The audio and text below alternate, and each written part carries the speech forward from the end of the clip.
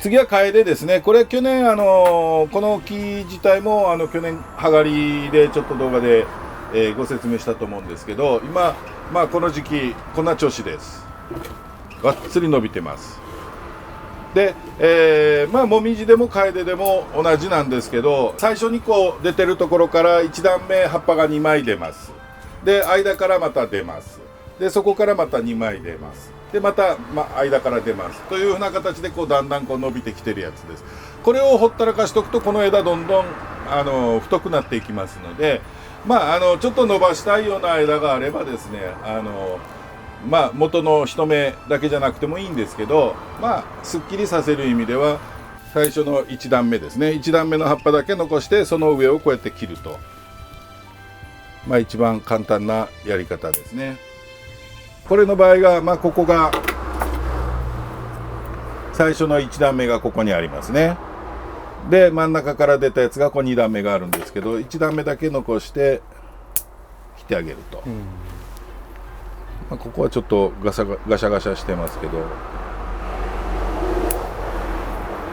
でここもちょっともう長くなってしまってますけど、1段目があって上に2段目があるので1段目だけ残して切っていくと。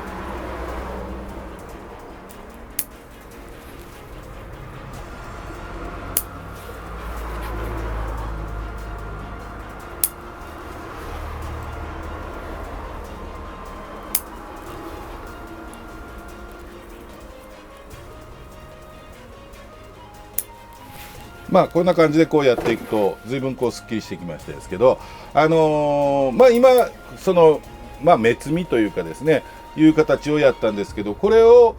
葉刈りまでやるんだったらですね、こういうふうに分けてもちろんやってもいいんですけど、これが1段目だとしてですね、これが最初のが1段目だとして、葉刈りのためにここを切って後でこうもちろんやってもいいんですけど、もうこうありますので一緒にここをもうバツッとやってしまって構わないわけですから、全葉刈りをする時にはですね、芽をこう切っていく時に一緒にもう葉を切ってしまうというやり方でも全然悪くはないです。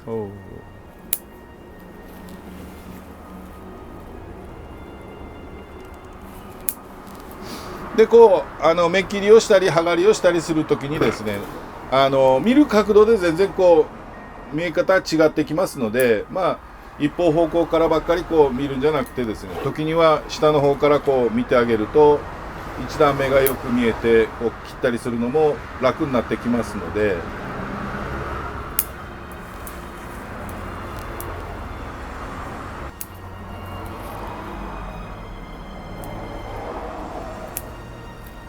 もうさっきまでボサボサ伸びてたやつが随分すっきりになってきましたですけど、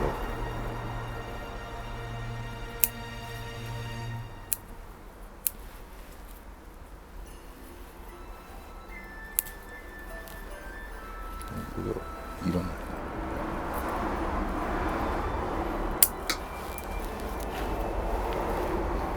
こうやって葉刈りをしてあげるとまた、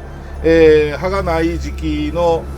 ようにこう中がよく見えるようになりますので、またこの時点でもう一回ちょっと、樹形というかですね、枝の具合とかそういうのを少しずつこうまた、調整してあげてもいいかとは思います。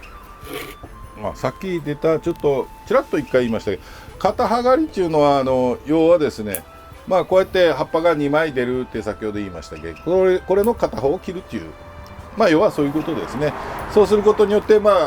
風通しを良くして、中がよく見えるようになってきますのでね、そういったためにやるんですけど、か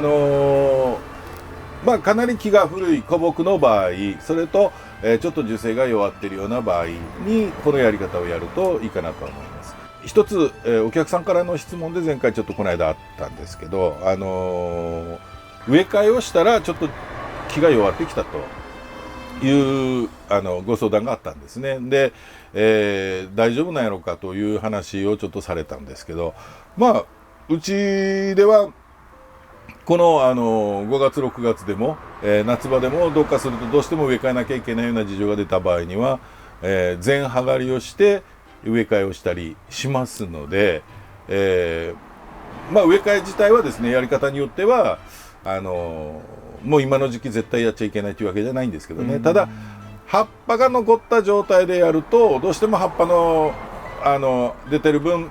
水を必要としますのでね。で植え替えすれば当然根をこうある程度切りますので、そうするとその必要な分水が取れないということが起きた時にはちょっと木が弱るか、下手すると枯れちゃうということも、可能性としてはありますので、ただこの時期に全葉刈りをして植え替えをするからって言って、じゃあ段取り冬場休眠期の時のようにがっつり根を切るかいうとそこまではやっぱちょっと切りませんので、ある程度根をこう慎重にほぐしてやったらですね、あまり深くは根は切ってしまわないようにはした方がいいとは思うんですけどね。ただ可能ではあります。はい。だからその分、こういった葉が残ってるとどうしてもそんだけ水をこう必要としますのでね。だからしばらくの間 2,3 週間その葉っぱのない状態を作ってあげると植え替えも可能であるということです。はい。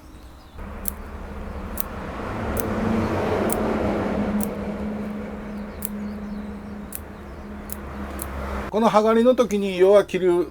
場所は、この、軸というかですね、葉っぱのこういうとこをこう切るんですけど、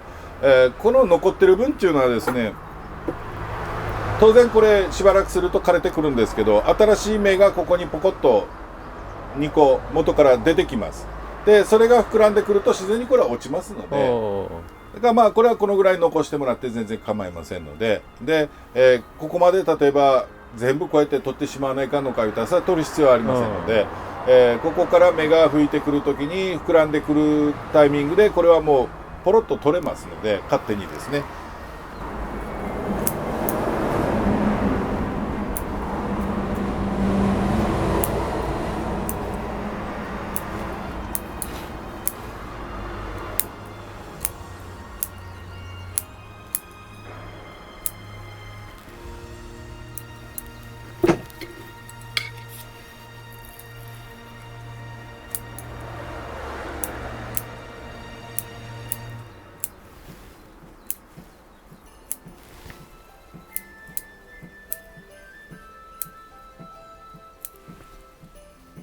こういうもみじでも楓でもなんですけど、針金をかけたりして、形をちょっと作ったりするときにですね、針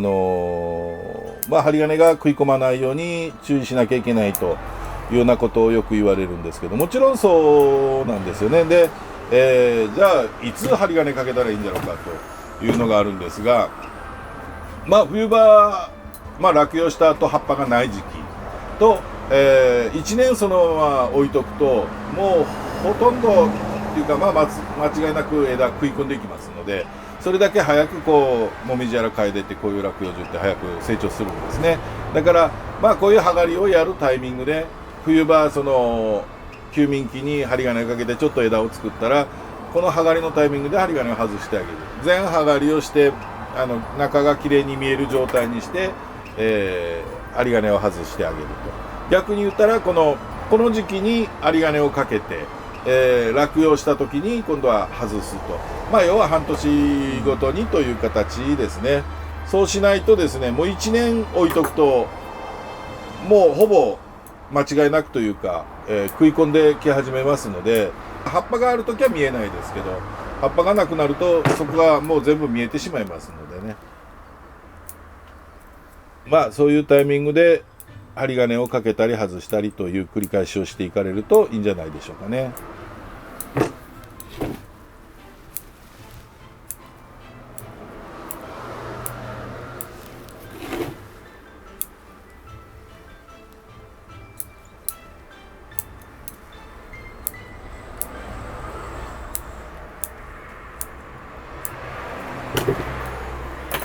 もうこれだけでも随分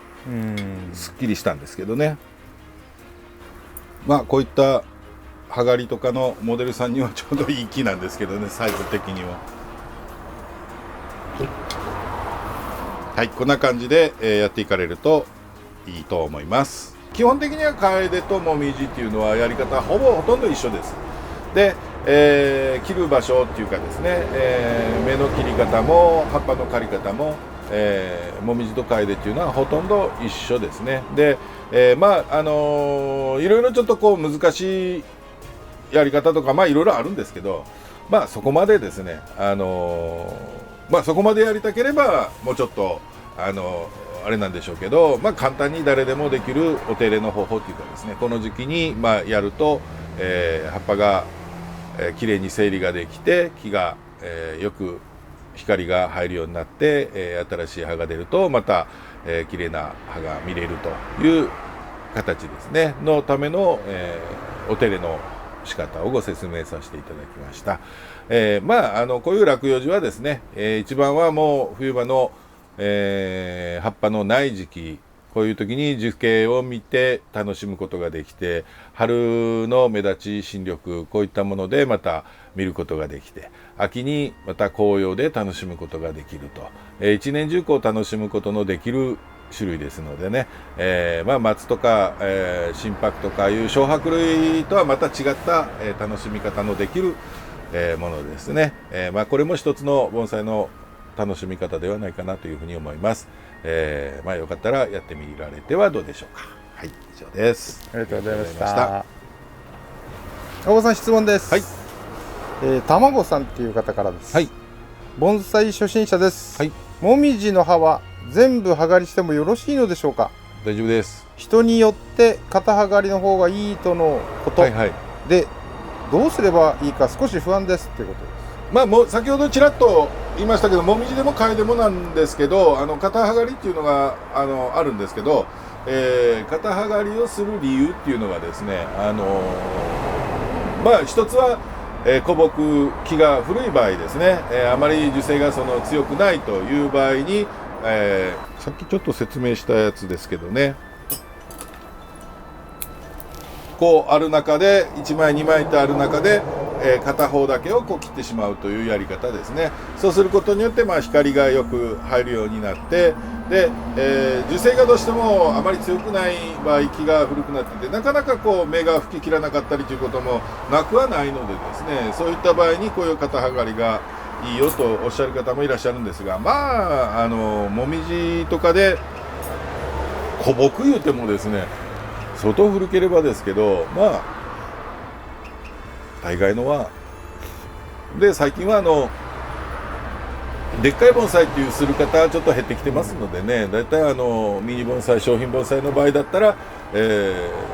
そんな古木っていうのもあんまりないでしょうから、全葉刈りでも問題はないかと思いますよ。で、愛好家の方なんかでですね、カエデなんかは特にですけど、春、3月葉っぱが出始めてから、葉刈りをし、葉が出たらまた葉刈りをしっていう繰り返しを9月頃までするという方がいらっしゃいましてですね。で、その理由は、葉刈りをすることによって2番目に出てくる葉っぱ、また葉刈りをすると3番目の葉っぱ、だんだん葉が小さくなるとおっしゃるんですけど、でも翌年にはまた元の最初の1枚目の葉っぱの大きさですからね。で、葉っぱを小さくするという意味では、効果がないとは言いませんが、ただここで注意しなきゃいけないのは、確かに葉は出るんですが、あまりずっとやってるとですね、葉刈りはですね、やっぱり木に負担はかかるんです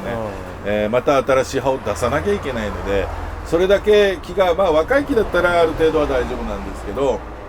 そうでないとやっぱどうしてもエネルギー使いますからね。本来は、葉っぱが広がってからは植え替えとかはやらないんですけど、どうしてもやらなきゃいけない状況が出てきた場合なんかはこの時期でも植え替えは可能なんですね。ただしその場合には全葉刈りと葉っぱを残さず刈ってあげて、でそのタイミングで植え替えをしてあげるという形が一番望ましいとは思いますけど、本来は休眠期というかですね、葉っぱがまだ動いてない時期に植え替えなんかを済ませるといいんですけど、場合によってはどうしても今植え替えがしなきゃいけない、水が通らないとかそういう状況が出てきた時はですね、植え替えも可能ではあるんですが、その際は木に負担がかかるので、負担がかかるというか、葉っぱが残ってると水をそれだけ必要としますからね。だからその分、葉っぱを残さず全葉刈りにした方がいいかとは思います。はい。これこの間、前の動画をちょっと見ていただくと分かるんですが、こうあったやつですね。でそれがちょっとこう広げようとしてボリッといったやつの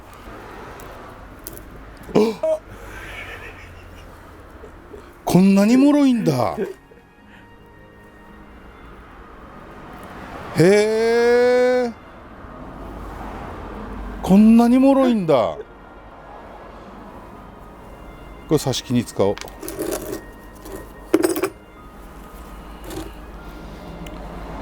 新しい発見。